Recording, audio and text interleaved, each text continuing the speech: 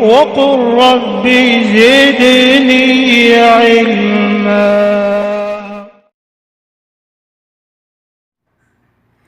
بسم اللہ الرحمن الرحیم. الحمد للہ وحدہ والصلاة والسلام علی من لا نبی بعدہ وعلی آلہ وصحبہ اجمعین. اما بعد. آج الحمدللہ جمعیت الدعوہ والارشاد علی ساویہ سے آج انشاءاللہ تعالی صحیح اسلامی عقیدہ تالیف الشیخ عبدالعزیز بن عبداللہ بن باز رحمہ اللہ کی کتاب میں سے صحیح اسلامی عقیدہ کے بارے میں پہلا درس شروع ہو رہا ہے. ملت اسلامیہ کی بنیاد دین اسلام کو صحیح عقیدے کے ساتھ اختیار کرنا ہے. لہٰذا آج میری عرضداشت کا مقصد بھی جو بات کتاب و سنت کے دلائل و براہین سے واضح ہو اسے اپنانا اور عمل کرنا فرض ہے. جیسا کہ ارشاد باری تعالیٰ ہے: اعوذ باللہ من الشیطان الرجیم بسم اللہ الرحمن الرحیم ومن یکفر بالایمان فقد حبط عملہ وہو فی الآخرۃ من الخاسرین. اور جس کسی نے ایمان کی روش پر چلنے سے انکار کیا اس کا سارا کارنامہ زندگی ضائع ہو جائے گا اور وہ آخرت میں دیوالیہ ہوگا. اسی طرح اللہ کا فرمان: اعوذ باللہ من الشیطان الرجیم بسم اللہ الرحمن الرحیم وَلَقَدْ أُوحِيَ إِلَيْكَ وَإِلَى الَّذِينَ مِن قَبْلِكَ لَئِنْ أَشْرَكْتَ لَيَحْبَطَنَّ عَمَلُكَ وَلَا تَكُونَنَّ مِنَ الْخَاسِرِينَ. تمہاری طرف اور تم سے پہلے گزرے ہوئے تمام انبیاء کی جانب یہ وحی بھیجی جا چکی ہے، اگر تم نے بھی شرک کیا تو تمہارا عمل بھی ضائع ہو جائے گا اور تم خسارے میں رہو گے. اسی طرح قرآن کریم کی بہت زیادہ آیات اس مفہوم کی ترجمانی کرتی ہیں. قرآن حکیم اور احادیث صحیحہ سے صحیح عقیدے کے خد و خال اس طرح واضح ہوتے ہیں، یعنی اللہ تعالیٰ پر ایمان، اللہ کے فرشتوں پر ایمان، آسمانی کتابوں پر ایمان، اللہ کے رسولوں پر ایمان، روز قیامت پر ایمان، اچھی بری تقدیر پر ایمان کہ یہ اللہ کی طرف سے ہے.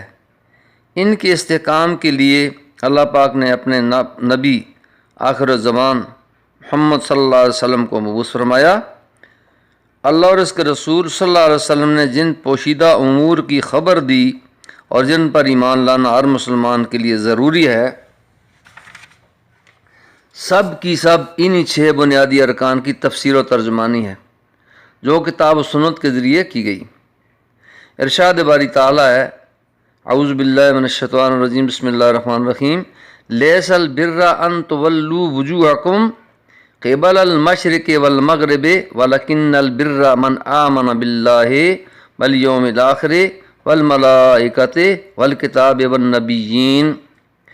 نیکی یہ نہیں ہے کہ تم نے اپنے چہرے مشرق کی طرف کر لیے یا مغرب کی طرف، بلکہ نیکی یہ ہے کہ آدمی اللہ کو اور یوم آخر اور ملائکہ کو اور اللہ کی نازل کی ہوئی کتاب اور اس کے پیغمبروں کو دل سے تسلیم کرے. ارشاد باری تعالیٰ ہے: اعوذ باللہ من الشیطان الرجیم بسم اللہ الرحمن الرحیم آمن الرسول بما انزل الیہ من ربہ والمؤمنون کل آمن باللہ وملائکتہ وکتبہ ورسلہ لا نفرق بین احد من رسلہ. رسول اس ہدایت پر ایمان لائے ہیں جو اس کے رب کی طرف سے اس پر نازل ہوئی، اور جو لوگ اس رسول کے ماننے والے ہیں انہوں نے بھی اس ہدایت کو دل سے تسلیم کر لیا. یہ سب اللہ اور اس کے فرشتوں، اس کی کتابوں، اس کے رسولوں کو ایک دوسرے سے الگ نہیں کرتے. فرمان باری تعالیٰ ہے: یا ایھا الذین آمنوا آمنوا باللہ ورسولہ والکتاب الذی نزل علی رسولہ والکتاب الذی انزل من قبل ومن یکفر باللہ وملائکتہ وکتبہ ورسلہ والیوم الآخر فقد ضل ضلالا بعیدا. اور جو لوگ ایمان لائے ہو، ایمان لاؤ اللہ پر اور اس کے رسول پر اور اس کی کتاب پر جو اللہ نے اپنے رسول پر نازل کی ہے، اور اس کتاب پر جس سے پہلے وہ نازل کر چکا ہے، جس نے اللہ اور اس کے ملائکہ اور اس کی کتابوں اور اس کے رسولوں اور روز آخرت سے کفر کیا، وہ گمراہی میں ٹھیک بہت دور نکل گیا۔ ارشاد باری تعالیٰ ہے، اعوذ باللہ من الشیطان الرجیم، بسم اللہ الرحمن الرحیم، الم تعلم ان اللہ یعلم ما فی السماء والارض ان ذالک فی کتاب ان ذالک علی اللہ یسیر۔ کیا تم نہیں جانتے کہ آسمانوں اور زمین کی ہر چیز اللہ کے علم میں ہے، سب کچھ ایک کتاب میں درج ہے، اللہ کے لیے کچھ مشکل نہیں۔ اس سلسلے میں صحیح حدیث بھی کثرت سے وارد ہیں۔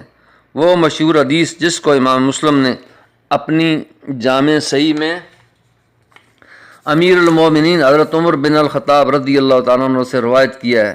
الحدیث، حضرت جبرائیل علیہ السلام نے رسول اکرم صلی اللہ علیہ وسلم سے ایمان کے متعلق دریافت کیا تو آپ نے فرمایا، ایمان یہ ہے کہ تم ایمان لاؤ اللہ پر، اس کے فرشتوں پر، اس کی کتابوں، اس کے رسولوں اور یوم آخرت پر، اور اس بات پر کہ اچھی بری تقدیر اللہ کی طرف سے ہے۔ اور یہ حدیث امام بخاری و امام مسلم نے حضرت ابو ہریرہ سے بھی روایت کی ہے۔ اس طرح آخرت کے متعلق اور اس کے علاوہ غیب سے متعلق تمام ان عقائد پر ایمان رکھنا ضروری ہے جن کی تائید کتاب و سنت سے ہوتی ہے۔ اللہ تعالیٰ پر ایمان لانے کا مطلب یہ ہے کہ ہم اس بات پر ایمان رکھیں کہ اللہ تعالیٰ کے سوا کوئی معبود برحق اور عبادت کا مستحق نہیں ہے، اس لیے کہ اللہ تعالیٰ بندوں کا خالق، ان کا محسن، ان کو رزق عطا کرنے والا، ان کے ظاہر و باطن سے واقف، اور اپنے فرمانبرداروں کو جزائے خیر اور نافرمانوں کو سزا دینے پر قادر ہے۔ اللہ تعالیٰ نے جنات اور انسانوں کو عبادت کے لیے پیدا فرمایا اور اس پر کاربند رہنے کا حکم دیا۔ چنانچہ ارشاد باری تعالیٰ ہے، اعوذ باللہ من الشیطان الرجیم، بسم اللہ الرحمن الرحیم، وما خلقت الجن والانس الا لیعبدون ما اريد منهم من رزق وما اريد ان يطعمون ان اللہ هو الرزاق ذو القوة المتین۔ میں نے جنوں اور انسانوں کو اس کے سوا کسی کام کے لیے پیدا نہیں کیا کہ وہ میری بندگی کریں۔ میں ان سے کوئی رزق نہیں چاہتا اور نہ میں یہ چاہتا ہوں کہ وہ مجھے کھلائیں۔ اللہ تو خود ہی رازق ہے، بڑی قوت والا اور زبردست ہے۔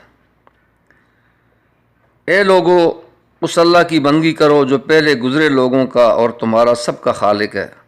وہی تو ہے جس نے تمہارے لیے زمین کو فرش بنایا، آسمان کی چھت بنائی، اوپر سے پانی برسایا اور اس کے ذریعے ہر طرح کی پیداوار نکال کر تمہارے لیے رزق بہم پہنچایا۔